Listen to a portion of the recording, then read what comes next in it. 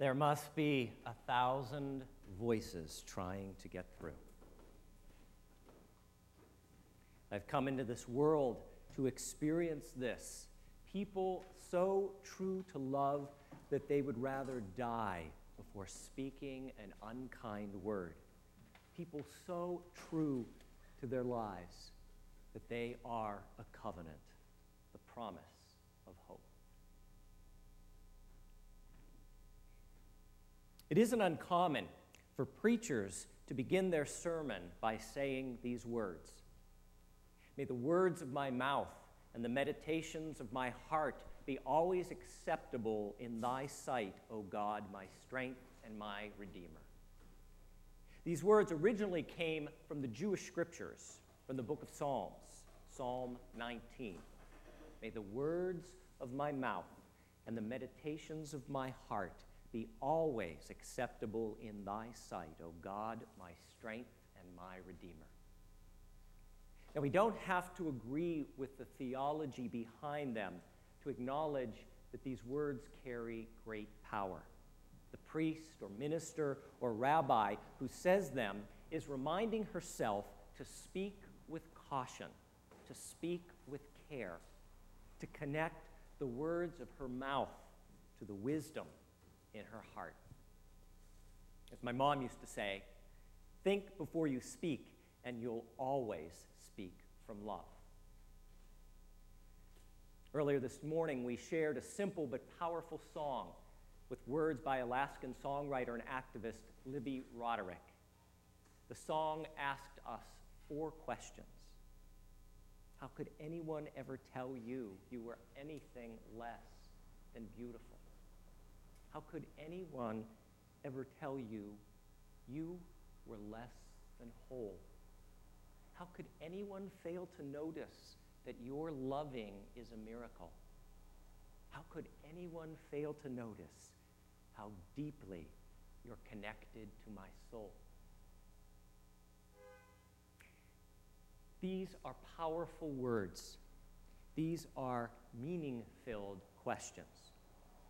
In times of disagreement, in times of anger, in times of deep disappointment, in times of conflict, these 4 questions can connect the words of our mouths to the love that is always waiting in our hearts, no matter how battered or broken they may be.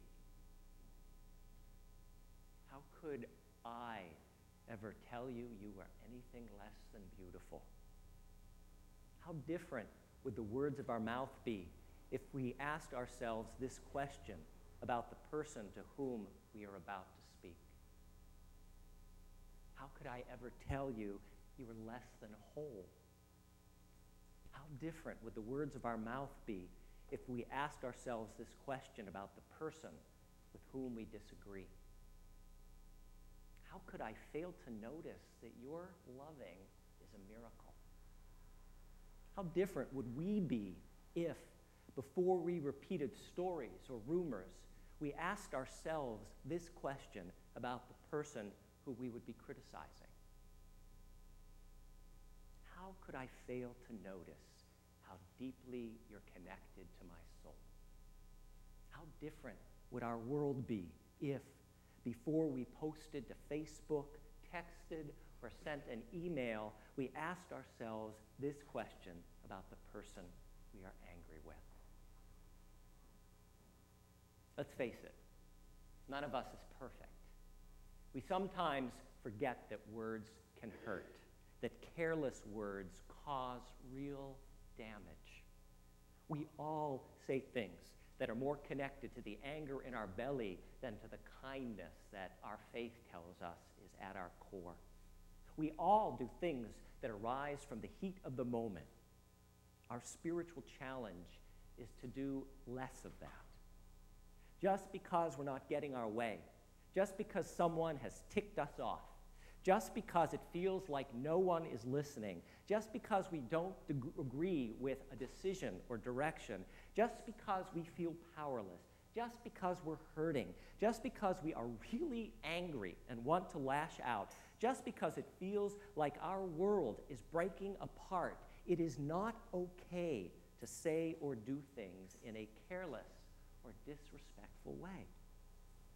No matter how we feel, we can still conduct ourselves in ways that are respectful and responsible. Ways that are respectful and responsible to something greater than ourselves. In other words, to paraphrase that passage from Psalm 19, may the words of our mouth and the meditations of our heart be always acceptable to the great love that strengthens and sustains us all. This is not an easy task. As Unitarian Universalists, it asks us to remember the 7 principles of our faith. It asks us to specifically live out our first and our second principle, to treat each person with worth and dignity, and to uphold compassion in our human relations. Treat each person with worth and dignity. Uphold compassion in our human relations. Our faith calls us to a high standard. This Unitarian Universalist practice of being responsible for what we say to or about others is countercultural. This Unitarian Universalist practice of being responsible for what we do to others is countercultural.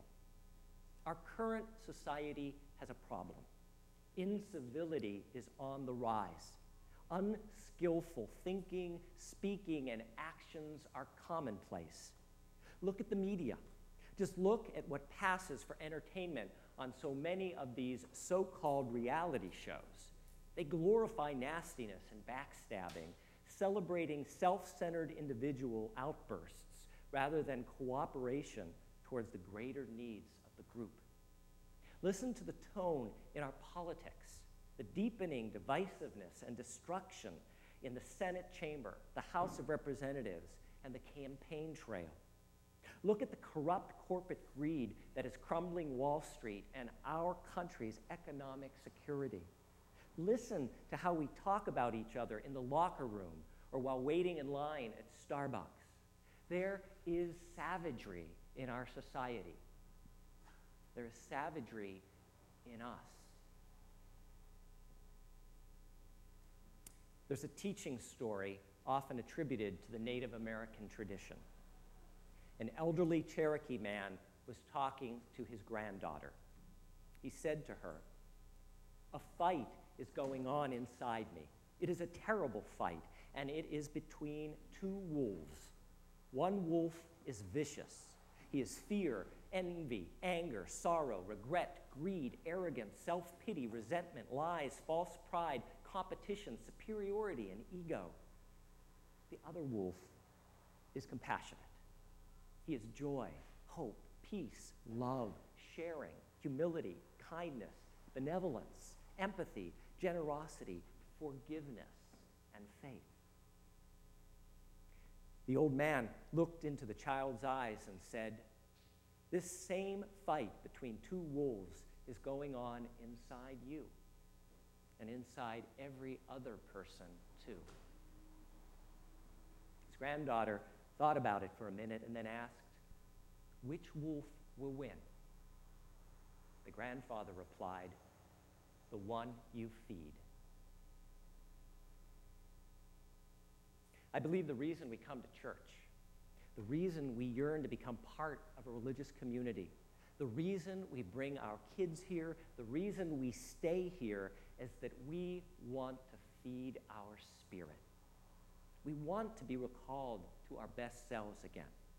We want to remember to treat each person with worth and dignity, to uphold compassion in all our human relations. We come because we want to be who we are meant to be.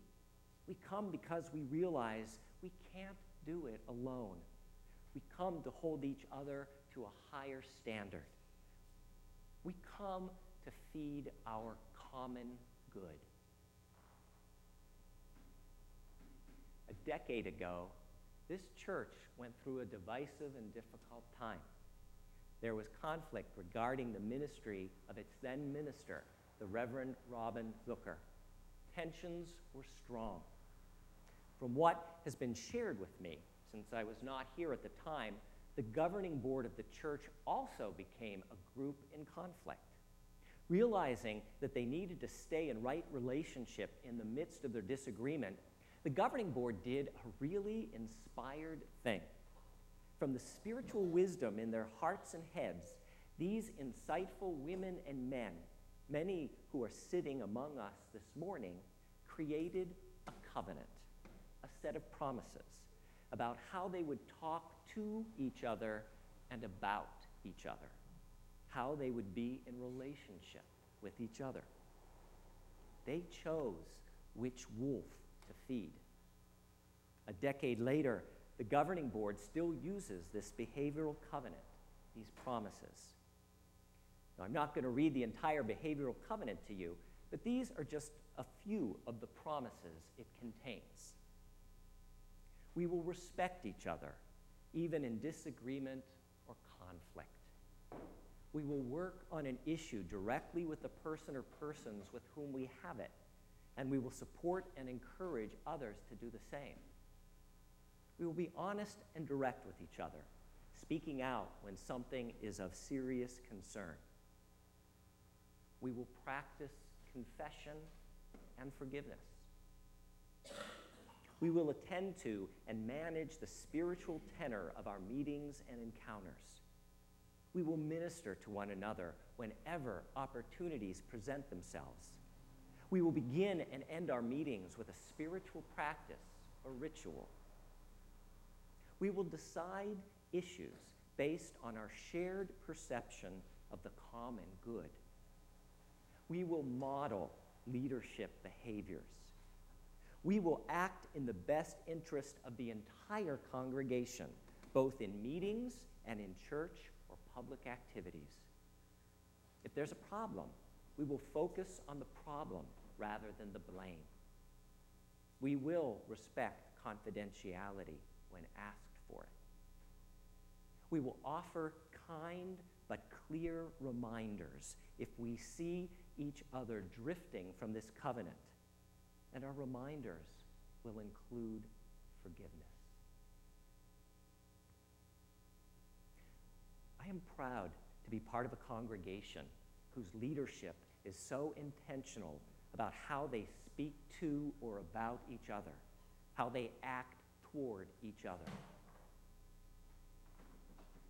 I wonder what our congregation would feel like if we, as a church community, were as intentional about how we speak to or about each other, how we act toward each other. I wonder what our homes, our marriages, our friendships, our workplaces, our sports stadiums would feel like if we were this intentional about how we speak to or about each other, how we act towards each other.